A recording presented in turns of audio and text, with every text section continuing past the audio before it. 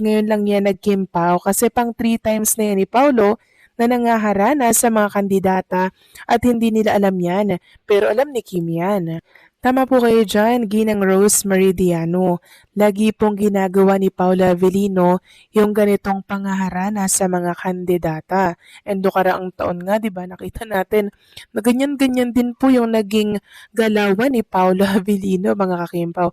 Kaya tayo mga legit fans, sanay na po tayo sa mga ganito ni Paulo Abilino kasi alam natin na trabaho lang po yun. Bayad yung ginagawa ni Paulo Abilino. Bayad yung kilos niya, bayad yung pagkanta niya doon. And syempre, yung pakis sa kamay ng mga babae, bayad yon mga kakimpaw. And nakita naman natin na hindi po nilalapat ni Paulo Abilino ang kanyang mga labi sa kamay ng mga kandidata na yon. Meron kasing isang babae na nagpaalam kay Paula Avellino na pwede daw po bang mag-kiss. So pumayag naman si Paula Avellino kasi pag tinanggahan yun ni Paula Avellino, ano yun, di ba? Nakakaya naman yun sa part ng isang babae doon na nagpaalam po na pwede bang mag-kiss. Pero ano yun ha? Respeto yun mga kakimpaw na nagpapaalam bago mag-kiss. Ibig sabihin, alam niya po yung boundary alam po nung babae yung boundary niya, 'di ba, kay Paolo Avellino kasi alam niya na may nagmamay-ari na po kay Paolo Avellino. Since pumayag naman si Paolo, kaya nag-kiss po yung babae. And nakita nga natin, napaka-kiss po ng babae, sobrang saya niya. Dito lang naman yan sa pisngi mga kakimpaw at nag-iwan pa nga po ng lipstick or ng bakat dito sa pisngi ni Paolo. Kiss lang naman yun mga kakimpaw. Siguro, idol na idol niya din si Paolo Avellino and walang mali siya yun kay Chinita Princess. Kasi bago man gawin yun ni Paolo Avellino, yung mga ganyan-ganyan po na pag-kiss sa kamay, for sure, nasabi na ni Paolo Avellino yan kay Kim Chu. Kaya kalma lang mga kakimpaw at kung meron man pong nagtatampo o nagsiselos, siguro mga bagong Kimpaw fans lang yon, okay? Kaya pagpasensyahan na natin. So maraming salamat sa komento Ginang Rose Meridiano. God bless po and mabuhay kayo. At ang next comment mula naman po kay Ginang Helen Santos. Sabi niya dito, kung mga bashers, ayun bagay yung mapost sa babae si Paulo, magsiselos agad si Kim. Ababaw naman ng pagkababae ni Kim. Hindi ganyang klase magselos si Kim. Alam ni Kim, trabaho lang yun ni Paulo. Alam ni Kim kung saan siya lulugar, kaya kayo mga bashers, hindi ninyo kayang babagsakin ng Kim Pao. Mahal na mahal ni Paulo si Kim, hindi para ipagpalit ni Paulo sa ibang babae. So yes, tama po kayo dyan, Ginang Helen Santos. Alam po ni Kim Chu na trabaho lang yung pinunta doon ni Paolo Avellino at bilang respeto ni Kim Pao, yung mga pinakita ni Paolo Avellino sa mga kandidata. Kaya wag na po sanang bigyan ng kulay ng iba dyan at kung ano-anong gawing issue kay Paolo Avellino. So yun lang po yun, trabaho lang talaga yung pinunta niya dyan, okay? So maraming salamat sa komento Ginang Helen Santos. God bless po and mabuhay kayo. So eto na nga, pag-usapan na natin mga kakimpaw ang mga topic na nakalap natin sa gabing ito at unahin na nga nating pag-usapan ang tungkol dito sa inaabangan po na statement ng kapatid ni Kim Chu na si Lakam. Ayon kasi dito sa write-ups po ng Abante, may chika kaming narinig na maglalabas ng kanyang statement ang ate ni Kim Chu, si Lakam Chu. Si Lakam ang inireklamo ni Kim ng qualified deaf. Wanted nga sa entertainment media si Lakam dahil marami rin naman ang gustong makapanayama siya. May isang malapit naman kay Lakam ang nagchika sa amin ng advice raw rito ng abogado ay huwag magpa-interview pero baka mailabas na statement. Yun na lang ang abangan natin, chika ng aming kausap. Panay naman ang kulit namin sa taong malapit kay Lakam kung kailan ba ito maglalabas ng statement. Pero wala pa nga raw. Samantalang marami naman daw umaasa magkakaayos si Kim at ang kanyang ate, kahit nga nagdemanda ng aktres baby host. So alam naman natin mga kakimpaw na sa huli magkakaayos din po si Kim and syempre si Lakam kasi magkapatid pa rin yan at malaki ang posibilidad na magkapatawaran pa po yan sa mga susunod na panahon kasi still magkapatid, magkapamilya yan mga kakimpaw. Samantalang next topic naman tayo, pag-usapan natin mga kakimpaw, itong inilabas po na video promotion ni Paula Avellino sa kanyang Instagram account. And syempre, nakatag dito ang Hyundai. Sabi nga dito sa caption ni Paula Avellino, "Stop by the dealership to see the Ioniq 9 and wow, the tech is on another level. Comfort, clarity, smart systems. No wonder it's hailed as EV of the year at the 2025 Top Gear PH Awards." So, syempre, dinemo po ni Paula Avellino mga kakimpaw yung mga natatangi ng Hyundai. So, ilang minuto pa lang po ang nakalipas nang ilabas ni Paula Avellino ang kanyang promotional video para po sa Hyundai, bigla naman itong pinusuan agad-agad ni Kim Chiu.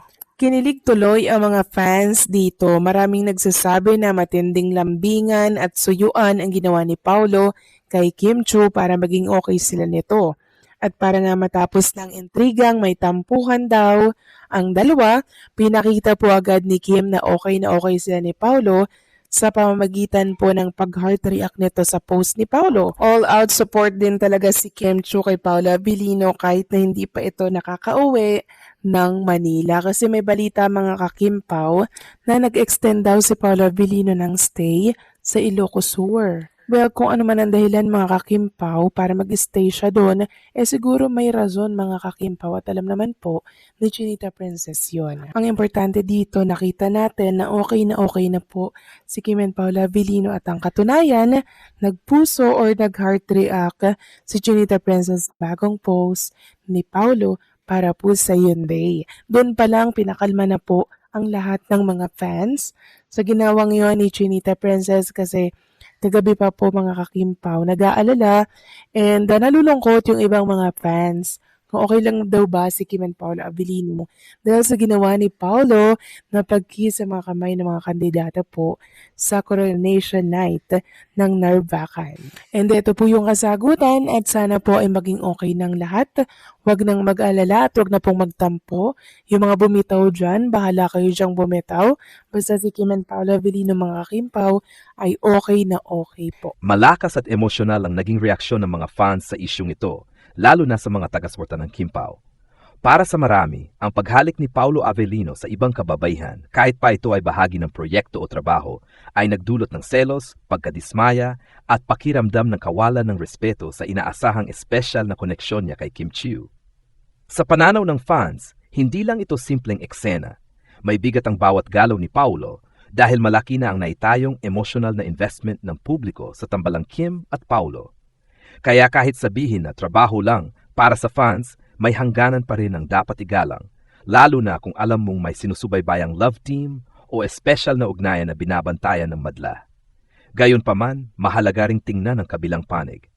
Si Paulo Avellino ay isang profesional na aktor at bahagi ng kanyang trabaho ang umarte ng makakatotohanan, kasama na rito ang mga intimate scenes kung hinihingi ng istorya. Hindi ito automatikong nangangahulugan ng personal na damdamin. Dito pumapasok ang hamon sa fans hanggang saan ang suporta at kailan ito nagiging kontrol o pag-aari. Isa ring dahilan ng pagputok ng reaksyon ay ang kakulangan ng malinaw na linya sa pagitan ng real at real. Dahil sa mga pahiwatig, kilos at sweetness ni Kim at Paulo sa mga nakaraang pagkakataon, natural na umasa ang fans. Kaya kapag may ganitong eksena si Paulo sa iba, parang nababasag ang ilusyon na binuo sa isipan ng marami. Ano pa ang maidagdag? Ang isyong ito ay paalala na may kapangyarihan ng fans, pero may responsibilidad din. May karapatan ng artista sa profesional na desisyon kahit hindi ito laging tugma sa gusto ng publiko. At higit sa lahat, mas magiging matibay ang suporta kung may respeto at pag-unawa, hindi puro emosyon. Sa huli, mas mainam na hayaan ang mga artista na linawin mismo ang sitwasyon kung kailan sila handa. At bilang fans, suportahan sila hindi lang kapag naayon sa pantasya, kundi pati kapag pinipili nilang maging totoo sa kanilang trabaho at sarili.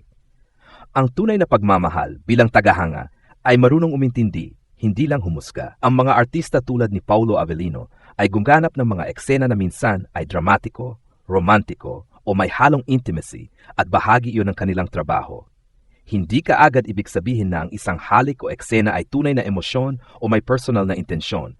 Ito ay profesional na pag-arte na sinusunod ang hinihingi ng script at direktor. Ngunit bakit nag-react ang mga fans? Ito ay dahil maraming fans ang malaki ang emosyonal na koneksyon sa isang artista o tambalan. Kapag may strong fanbase, lalo na sa mga love team, ang bawat kilos o eksena ng artista ay nagiging may kahulugan. Dahil dito, natural na may disappointment o selos ang ilan kapag parang lumalampas ang isang artista sa inaasahan nila. Ang masasabi ko tungkol sa reaksyon ng fans, normal ang damdamin ng fans.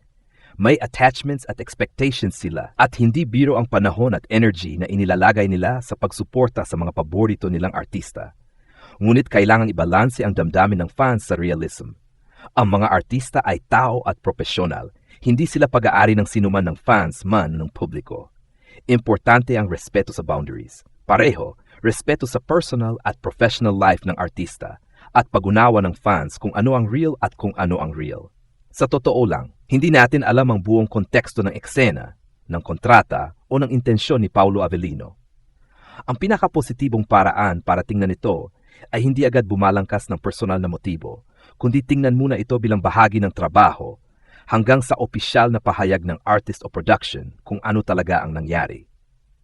Kung ako ang tatanungin mo, hindi dapat maging dahilan ang isang artistic scene para mawala ng respeto sa isang artista. Ang tunay na suportang fan ay marunong sumuporta sa career at mga desisyon ng artist.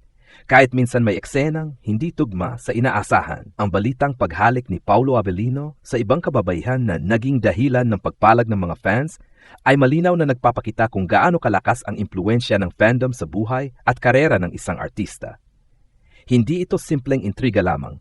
Ito ay usapin ng emosyon, expectations at hangganan sa pagitan ng artista at ng kanilang mga taga-suporta. Sa panig ng mga fans, maintindihan kung bakit sila nasaktan o nainis. Matagal nang nabuo ang imahe ni Paulo bilang kapartner ni Kim Chiu sa mata ng publiko. Dahil dito maraming fans ang nag-invest ng damdamin, oras at suporta sa tambalang Kim Pao. Kaya kapag may eksenang paghalik si Paulo sa ibang babae, kahit pa ito ay bahagi ng trabaho, parang nabubura ang ilusyon na binuo sa isipan ng fans.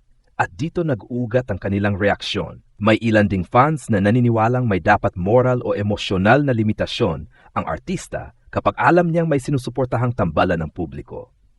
Para sa kanila, ang ganitong mga eksena ay hindi lamang profesional, kundi may implikasyong personal, lalo na kung ang artista ay nagpapakita ng closeness at sweetness sa isang partikular na kapartner sa totoong buhay. Ngunit kung titignan natin ang mas malawak na perspektibo, mahalagang igiit na si Paulo Avellino ay isang profesional na aktor. Ang pagganap sa romantic o intimate scenes ay bahagi ng kanyang craft. Hindi ito automatikong nangangahulugan ng kawalan ng respeto o pagtataksil, lalo na kung walang malinaw na pahayag tungkol sa tunay na estado ng kanyang personal na relasyon. Sa industriyang ginagalawan nila, ang ganitong eksena ay kadalasang kailangan upang maging makatotohanan ang kwento. Ang mas sensitibong usapin dito ay ang linya sa pagitan ng trabaho at personal na buhay. Kapag masyadong nahahalo ang dalawa sa mata ng publiko, nagkakaroon ng maling expectations. Ang fans ay umaasa ng consistency sa imahe ng artista, habang ang artista naman ay naghahangad ng creative freedom at growth. Kapag nagbanggaan ang dalawang ito, dito nagsisimula ang tensyon at kontrobersya. Isa pang mahalagang punto ay ang epekto nito kay Kim Chiu. Kahit wala siyang direktang kinalaman sa issue, nadadamay siya sa emosyon ng fans. May mga taga-suporta na agad nag-assume ng nararamdaman niya, kahit wala naman siyang sinasabi. Hindi rin ito makatarungan dahil tulad ni Paulo, si Kim ay may karapatang magdesisyon para sa sarili at sa kanyang career nang walang presyon ng publiko.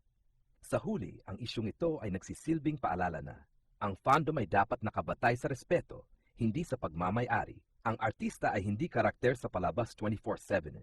Sila ay tao rin. At ang tunay na suporta ay marunong umunawa, kahit may mga bagay na hindi agad tanggap.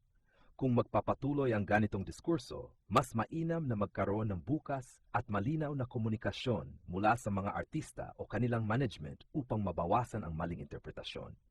Ngunit bilang fans, may tungkulin din tayong huwag gawing sukatan ng pagmamahal ang isang eksena, kundi ang kabuuan ng profesionalismo at respeto na ipinapakita ng artista sa paglipas ng panahon. Sa bandang huli, ang panahon ang magsasabi kung ang isyung ito ay simpleng trabaho lamang o may mas malalim pang dahilan. Ngunit sa ngayon, ang pinakamainam ay irespeto ang lahat ng panig at alalahaning ang sining ay sining, hindi palaging salamin ng tunay na buhay. Una, ang papel ng social media sa paglala ng issue. Mas lumaki ang kontrobersya dahil sa mabilis na pagkalat ng clips, screenshots, at opinyon sa social media. Minsan, wala na sa buong konteksto ang nakikita ng publiko. Isang eksena o larawan lang ang hinuhusgahan, kaya mas tumitindi ang emosyon ng fans. Ang ganitong sitwasyon ay nagiging mitsa ng cancel culture o labis na pagbatikos, kahit hindi pa buo ang impormasyon. Ikalawa, ang pressure sa artista dahil sa expectations ng fandom. Kapag malakas ang tambalan, nagkakaroon ng invisible contract sa pagitan ng artista at fans na parang may inaasahang kilos, imahe at limitasyon. Ito ay mabigat na responsibilidad, lalo na kung nais ng artista na mag-explore ng mas mature o mas challenging na roles. Sa kaso ni Paulo Avellino, malinaw na nasa yugto siya ng karera na gusto niyang patunayan ang lalim ng kanyang pag-arte, hindi lang umikot sa isang imahe. Ikatlo, ang posibleng epekto sa future projects. Ang ganitong reaksyon ng fans ay maaring makaapekto sa desisyon ng mga producers at networks. Maaring magdalawang isip sila sa pagbigay ng roles na may intimate scenes dahil sa takot sa backlash. Sa kabilang banda, pwede rin itong magsilbing signal na kailangan ng mas malinaw na creative direction at mas maagang pagpapaliwanag sa audience kung ano ang asahan sa proyekto.